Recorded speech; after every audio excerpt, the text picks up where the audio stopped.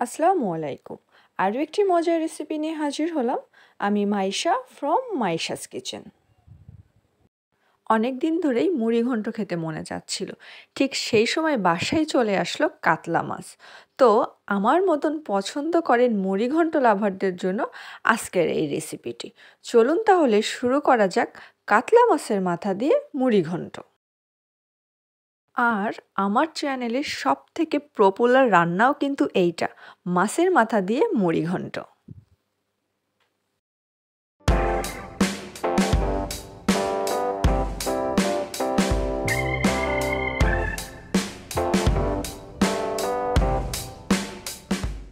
শুরুতে একটা কড়াই নিয়ে নিতে হবে, আর কড়াইয়ের পানি শুকিয়ে গেলেই ওর মধ্যে দিয়ে দিতে হবে বেশ খানিকটা তেল। তেল একটু গরম হয়ে গেলে ওর মধ্যে দিয়ে দিতে হবে মুঠ খানিক পেঁয়াজ কুচি, দিয়ে এটা লাল লাল করে ভেজে নিতে হবে। তার মানে হচ্ছে এটা আমরা পেঁয়াজের বেরেস্তা তৈরি করে নেব, নিয়ে এটা একটা পাত্রে উঠিয়ে রাখবো। আর পেঁয়াজের বেরেস্তা তৈরি করার সময় খেয়াল রাখবেন একেবারে কড়া করে লাল করে উঠাবেন না, কারণ আমরা যখন পেঁয়াজের বেরেস্তা একটু লাল করে উঠাই ওইটা গরম থাকে, ওই তাপে বাকিটুকু হয়ে যায়। এই জন্য একটু লাল করে আমরা একটা পিরিচে উঠিয়ে নিব আর সেটা মেলিয়ে রাখবো। তারপরে একই তেলের মধ্যে দিয়ে দেব কাতলা মাছের মাথা। আগেই আমি খুব ভালো করে মাথা ধুয়ে হলুদ মরিচ আর লবণ দিয়ে মাখিয়ে রেখেছিলাম। এখন পেঁয়াজ বেরেস্তা তেলের মধ্যে কাতলা মাছের মাথাটা একটু লাল করে, অতিরিক্ত কড়া করে না, একটু বেশ খানিকটা একটু লাল করে এপিঠ ওপিঠ খুব ভালো করে ভেজে নিব। খুব সুন্দর করে মাছের মাথা ভাজা হয়ে গেছে। এখন তেল থেকে একটা পাত্রে উঠিয়ে রাখবো। তেল কিন্তু চেঞ্জ হবে না বা ফেলানো যাবে না, একই তেলের মধ্যে দিয়ে দিব আস্ত মশলাগুলা। এখানে এলাচ, লবঙ্গ, দারচিনি, তেজপাতা আর সামান্য কিছু আস্ত জিরা। তেলের মধ্যে ছেড়েই দিয়ে দিব বাটা মশলা। এখানে বাটা মশলা একসাথে আমি পেস্ট তৈরি করে নিয়েছি, পেঁয়াজ, রসুন আর আদা। তেলের মধ্যে মিনিট খানিক নাড়াচাড়া করেই এর মধ্যে এখন দিয়ে দিব একে একে গুঁড়া মশলাগুলা। প্রথমেই এর মধ্যে দিয়ে দিব স্বাদ মতন লবণ। লবণটা দেওয়ার সময় একটু বুঝে দিবেন, তার কারণ আমরা মাছ ভাজার সময় মাছে কিন্তু অলরেডি লবণ দিয়ে রেখেছিলাম। তারপরে দিয়ে দিব হাফ চা চামচ পরিমাণ হলুদের গুঁড়া, এক চা চামচের একটু বেশি মরিচের গুঁড়া, হাফ চা চামচ পরিমাণ ধনিয়া গুঁড়া আর হাফ চা চামচ পরিমাণ জিরার গুঁড়া। এর মধ্যে দিয়ে দিব মেন উপকরণ নারকেল দুধ। মুড়ো ঘন্ট রান্না করার সময় কিন্তু অবশ্যই দুধ লাগবে, সেটা হোক নারকেল দুধ আর সেটা হোক গরুর দুধ বা গুঁড়া দুধ। দুধ দিয়েই মুড়ো ঘন্টটা রান্না করতে হবে। আমার কাছে নারকেল ছিল দেখে আমি মশলাটা সামান্য নারকেল দুধ দিয়ে কষিয়ে নিয়েছি। আর চেষ্টা করবেন এখানে কোনো পানি ব্যবহার না করার, দুধই ব্যবহার করার। আমি আগেই মুগ ডালটা একটু ভাজা দিয়ে গরম পানি দিয়ে ভিজিয়ে রেখেছিলাম, আর এই পানিটাও ফেলানো যাবে না। আমি পরবর্তীতে এই পানিটাও কষানোর জন্য বা ঝোলের জন্য ব্যবহার করব। আজকের মুড়ো ঘন্টটায় রান্না হবে ডাল ভেজানো পানি নারকেল দুধ দিয়ে। আর আমি আবারও বলছি, মুড়ো ঘন্ট রান্না করার সময় চেষ্টা করবেন অবশ্যই দুধ ব্যবহার করার। এখন ডালটা খুব সুন্দর করে মশলার সাথে ঢাকনা দিয়ে ঢেকে ঢেকে কষিয়ে নেব। এতে করে ডালটাও খুব সুন্দর আর মশলাটাও খুব সুন্দর করে কষানো হয়ে যাবে আর ডালটাও সেদ্ধ হয়ে যাবে। ঢাকনা দিয়ে ঢেকে ঢেকে কষিয়ে নেব আর মাঝে মধ্যে নাড়াচাড়া করে দিব।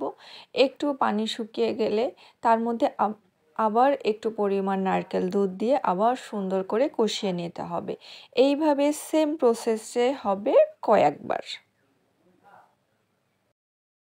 খুব সুন্দর করে নারকেল দুধ দিয়ে ডালটা কয়েকবার কষিয়ে নেওয়ার পর এখন ডাল ভেজানো যে পানিটা আমরা সাইড করে রেখেছিলাম সেই পানিটা দিয়ে দিলাম। সেটা দিয়ে ডালের সাথে একটু নাড়াচাড়া করে খুব সুন্দর করে ফুটে গেলে এর মধ্যে এখন আমরা দিয়ে দিব ভেজে রাখা মাছের মাথা। মাথা দিয়ে হালকা আলতো হাতে নাড়াচাড়া করে এই অল্প পরিমাণ পানির মধ্যে একটু সময় কষিয়ে নিব, খুব বেশি না। আলতো করে নাড়াচাড়া করে অল্প একটু সময় একটু মসলার ঝোলের সাথে একটু কষিয়ে নিতে হবে। অল্প একটু সময় কষিয়ে নিয়ে এখন এর মধ্যে দিয়ে দিব ঝোলের পানি। আর পানি মানেই নারকেল দুধ। হ্যাঁ, আজকের পুরো রান্নাটাই আমি নারকেল দুধ দিয়ে করেছি। আর মুড়ো ঘন্ট রান্না করতে গেলে নারকেল দুধটা আসলে ম্যান্ডেটরি। কিন্তু এখন নারকেলের যা মানে সোনার হরিণের মতন অবস্থা। এইজন্য নারকেল দুধ না পাওয়া গেলেও অবশ্যই আপনারা চেষ্টা করবেন গুঁড়ো দুধ বা গরুর দুধ ব্যবহার করার। নারকেল দুধ দিয়ে তারপরে এর মধ্যে আমি বেশ পরিমাণ কিছুটা কিশমিশ দিয়ে দিচ্ছি। এখানে কিশমিশটা আমি ফালি করে কেটে দিয়েছি আর কি। তারপরে যে শুরুতেই পেঁয়াজ বেরেস্তা আমরা করে রেখেছিলাম সেটার অর্ধেকের বেশি পরিমাণটা দিয়ে দিব। বাকিটুকু আমাদের পরবর্তীতে কাজে লাগবে, এজন্য এখনই পুরাটুকু দিব না। দেওয়ার পরে ঢাকনা দিয়ে ঢেকে এখন বাকি রান্নাটা খুব সুন্দর করে আস্তে আস্তে শেষ করব। খুব সুন্দর করে যখন ফুটে যাবে ঢাকনাটা সরিয়ে আলতো হাতে একটু আশপাশ দিয়ে তলা দিয়ে খুন্তির সাহায্যে খুব সুন্দর করে আলতো হাতে একটু নাড়াচাড়া করে দিব, যাতে করে এটা পুরো মশলাটা আবার একটু সুন্দর করে মিশে যায়। আর মাঝপথে যে সুন্দর করে ফুটে যাওয়ার পরে কয়েকটা কাঁচা মরিচ জাস্ট মাঝখান থেকে ভেঙে দিব, ফালি করে দিব না, মাঝখান থেকে ভেঙে দিব। আর একটা জিনিস স্কিপ হয়ে গেছে, সেটা 1 চা চামচ পরিমাণ চিনিও দিয়ে দিতে হবে।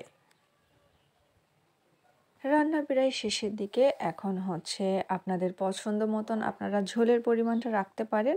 আমি কমও না বেশিও না, এই পরিমাণ একটু ঝোল রেখেছিলাম।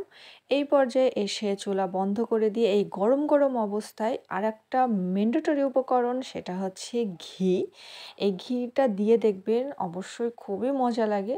ঘি ওই গরম গরম ওর মধ্যে ঘি দিয়ে আর বাকি বেরেস্তাটুকু দিয়ে আমরা ঢাকনা দিয়ে ঢেকে রেখে দেব যতক্ষণ না পর্যন্ত পরিবেশন করব। আর যখন ঢাকনাটা খুলবেন মাশাআল্লাহ এত সুন্দর একটা ফ্লেভার আসে বেরেস্তা আর ঘিয়ের, ওইখানেই মনে হবে অর্ধেক পেট ভরে গেছে। তৈরি হয়ে গেল খুবই খুবই মজার কাতলা মাছের মাথা দিয়ে মুড়ি ঘন্ট। এখন গরম গরম পরিবেশনের পালা। আপনাদের পছন্দসই যে কোনো কিছুর সাথে, সেটা হতে পারে পোলাও বা সাদা ভাত।